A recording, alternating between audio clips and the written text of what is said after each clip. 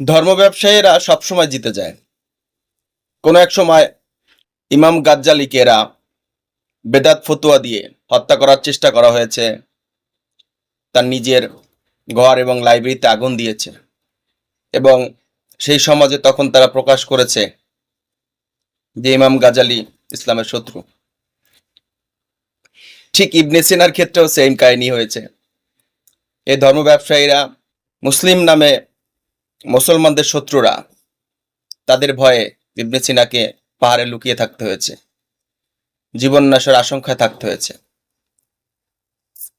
দেখেন ভাগ্যের কি পরিহাস, তারা যখন অতীত হয়ে গেছে এবং তাদের থিঙ্কিং যখন এস্টাবলিশড হয়ে গেছে মুসলমানদের কাছে যে না তারাই ঠিক ছিল, ঠিক তৎক্ষণাৎ এই ধর্ম ব্যবসায়ীরা তাদের নামই বিশাল বিশাল প্রতিষ্ঠান প্রতিষ্ঠা করে অন্যদের চেয়ে খুব দ্রুত এগিয়ে এসেছে এবং তাদের দর্শনকে তারাই পিক করেছে ব্যবসা হিসেবে।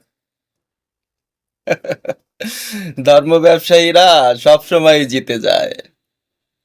শুধু বুদ্ধি খাটিয়ে একটু চিন্তা করুন, দেখবেন কত মজার মজার তথ্য চোখের সামনে ভাসবে, মাথার মধ্যে আসছে।